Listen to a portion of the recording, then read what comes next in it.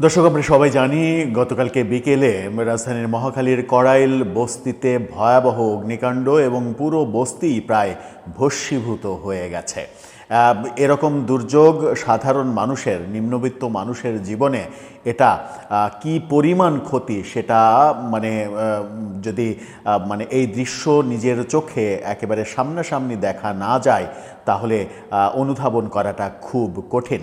বিভিন্ন গণমাধ্যমের ক্যামেরার ফুটেজে যে দৃশ্যগুলো দেখা গেছে, বিশেষ করে ড্রোন শটে যে ফুটেজগুলো দেখা গেছে, সেটা মনে হয়েছে যে পশ্চিমা দেশগুলোতে মাঝে মাঝে যে দাবানল হয় সেরকম দাবানলের আগুন মনে হয়েছে।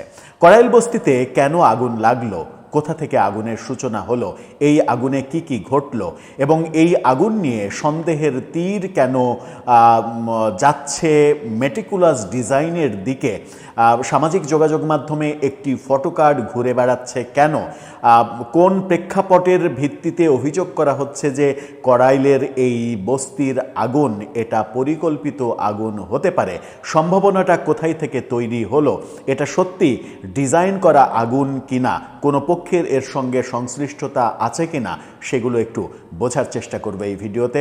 থাকবেন পলিটিক্স টিভির নিয়মিত আয়োজনে।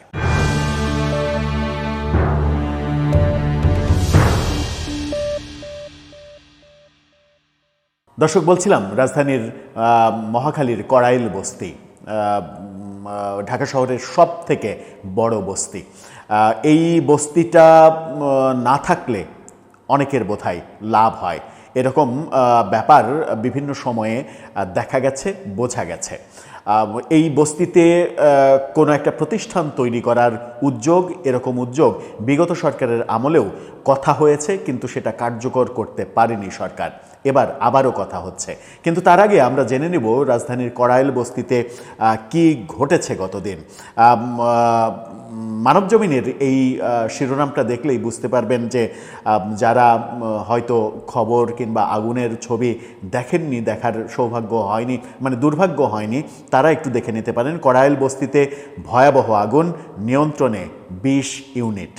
আর সেখানে মানবজমিন ডিটেল নিউজে যেটা বলছে, রাজধানীর মহাখালী কড়াইল বস্তিতে ভয়াবহ অগ্নিকাণ্ডের ঘটনায় বহু ঘর বাড়ি পুড়ে ছাই হয়ে গেছে, এতে নিঃস্ব হয়েছেন কয়েকশো মানুষ। মঙ্গলবার বিকেলে কয়েকশো, এটা খুবই ছোট সংখ্যা বলা হচ্ছে। এখানে 80,000-এর বেশি লোকের বসবাস এবং ভাবা হচ্ছে যে এই বস্তির বেশিরভাগ অংশই পুড়ে ভস্ম হয়ে গেছে। এখানে ফায়ার সার্ভিসের 20টি ইউনিট কাজ করেছে। 20টি ইউনিট 5-6 ঘন্টা টানা কাজ করে মোটামুটি আগুনের যে দাবানল, আগুনের যে লেলিহান শিখা, সেই লেলিহান শিখাকে কন্ট্রোল করতে পেরেছে। ফায়ার সার্ভিস থেকে জানানো হয়েছে যানজট এবং বিভিন্ন কারণে দুর্গম, মেন রাস্তা থেকে একটু দুর্গম জায়গা হওয়ার কারণে ফাইটারদের অনেক বেশি কষ্ট করতে হয়েছে। 35 মিনিটেরও বেশি সময় লেগেছে আগুনের জায়গায় পৌঁছাতে ফায়ার সার্ভিসে। সেই কারণেই আগুনের দাবানল অনেক বেশি সেখানে দেখা গেছে। তাৎক্ষণিকভাবে হতাহতের কোনো খবর পাওয়া যায়নি। অনেকে আহত হয়েছেন, কিন্তু নিহত হওয়ার ঘটনা পাওয়া যায়নি, এটা একটা সুখের খবর। কিন্তু এই ব্যাপারে তথ্য যেটা বলছে সেটা হচ্ছে যে এর আগে চলতি বছরে 21শে ফেব্রুয়ারিতে এরকম একটা আগুনের ঘটনা ঘটেছিল। তারও আগে গত বছর 18ই ডিসেম্বর আগুনে কড়াইল বস্তি পুড়ে গিয়েছিল। প্রায় 90 একর জায়গার উপরে 10,000-এর মতো ঘর রয়েছে এই বস্তিতে। চিন্তা করেন যে 10,000 ঘর, এবং এখানে বলা হচ্ছে যে প্রায় 80,000 মানুষ এখানে বসবাস করেন। কিন্তু সন্দেহের তীরটা কোথায় থেকে উৎপন্ন হলো? সামাজিক যোগাযোগ মাধ্যমে একটি ফটোকার্ড ঘুরে বেড়াচ্ছে, সেই ফটোকার্ডটা আপনারা দেখে নিতে পারেন। সেই ফটোকার্ডটা হলুদ মার্ক করা কিছু পয়েন্ট। 9 নভেম্বর, গত 9 তারিখে, এ মাসেরই 9 তারিখে বিডি নিউজ 24-এ এরকম একটা খবর প্রকাশিত হয়েছিল বলে এই ফটোকার্ডটা ঘুরে বেড়াচ্ছে। সেখানে বলা হচ্ছে কড়াইল বস্তিতে হাইটেক পার্ক নির্মাণের তাগিদ আলমাস কবিরের। কে আলমাস কবির? আমরা এই ফটোকার্ডের বরাত দিয়ে বিডি নিউজ 24-এর শরণাপন্ন হই এবং বিডি নিউজ 24-এর শরণাপন্ন হয়ে আমরা এই খবরটার অস্তিত্ব খুঁজে পাই। সেখানে আমরা বিডি নিউজ 24-এর সরাসরি শিরোনামটা এরকম পাই। 9 নভেম্বর প্রকাশিত এই নিউজটা আলমাস কবিরের ছবি দিয়ে সেখানে বলা হয়েছে কড়াইল বস্তিতে হাইটেক পার্ক নির্মাণের তাগিদ আলমাস কবিরের। সেখানে বলা হয়েছে যে শুধু আমরা না, অনেক বিদেশি কোম্পানি এটাতে বিনিয়োগ করতে আগ্রহী। হঠাৎ করে হাইটেক পার্ক, যেখানে 80,000 মানুষ বসবাস করে, সেই মানুষদের উচ্ছেদ করে হাইটেক পার্ক নির্মাণের পরিকল্পনা ব্যাপারে বিডি নিউজ 9 তারিখে কি বলেছিল? বিডি নিউজ বলেছিল রাজধানীর কড়াইল বস্তিতে হাইটেক পার্ক নির্মাণের পরিকল্পনা বাস্তবায়নের তাগিদ দিয়েছেন Bangladesh association of software and information সার্ভিসের সভাপতি সৈয়দ আলমাস কবির। তিনি এই ভদ্রলোক বেসরকারি লোক, সরকারের লোক না। তিনি বলেছেন, আমাদের মহাখালীতে যে কড়াইল বস্তি আছে সেখানে হাইটেক পার্ক নির্মাণ করার কথা ছিল, সেটার প্ল্যান করা আছে। বস্তিবাসীদের কিভাবে পুনর্বাসন করা হবে সেটারও প্ল্যান করা আছে।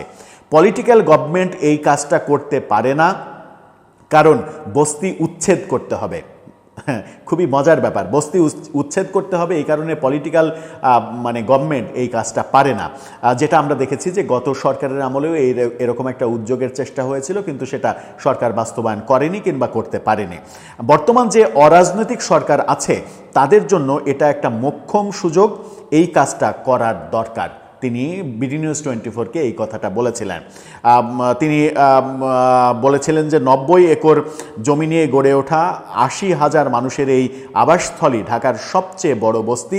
গুলশান ও বনানীর মাঝামাঝির এই বস্তিতে মহাখালী আইটি ভিলেজ গড়ার পরিকল্পনা ছিল আওয়ামী লীগ সরকারের, কিন্তু সেটা হয়নি। আলমাস কবির আরও বলেছেন, এখানে যদি একটা ভালো হাইটেক পার্ক করা হয়, শহরের মধ্যে অবস্থিত হওয়াতে এখানে সবাই এটাতে ইনভেস্ট করবে, শুধু আমরা না, অনেক বিদেশি কোম্পানি এটাতে ইনভেস্ট করবে বলে আমি বিশ্বাস করি। বিডি নিউজ 24 আলমাস কবিরের বরাত দিয়ে এই খবরটা তৈরি করে, এই খবরটা প্রকাশ করে 9 নভেম্বর।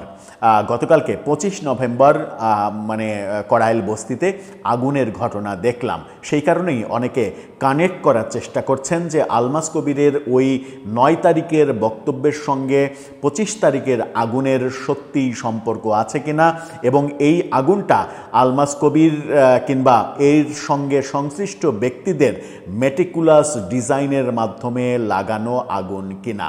এই প্রশ্ন যখন উঠেছে তখন সরকারের কর্তব্য এই প্রশ্নের সমাধানটা খুঁজে বের করা এবং এর সঙ্গে সত্যি কোনো দুরভিসন্ধি আছে কিনা, এর সঙ্গে সত্যিই কারো পরিকল্পনা আছে কিনা, এটা কৃত্রিম আগুন কিনা, এটা সরকারের বের করা উচিত। তিনি কিন্তু ভয়াবহ কথা বলেছেন যে রাজনৈতিক সরকার এটা পারে না, কারণ বস্তি উচ্ছেদ করতে হবে, তাদের রাজনৈতিক নানা এজেন্ডা থাকে, 80,000 জনগোষ্ঠী একটা বড় ভোট ব্যাংক, সুতরাং রাজনৈতিক সরকার পারবে না, এই সরকারের জন্য মোক্ষম সুযোগ, এমন মন্তব্য তিনি করেছিলেন।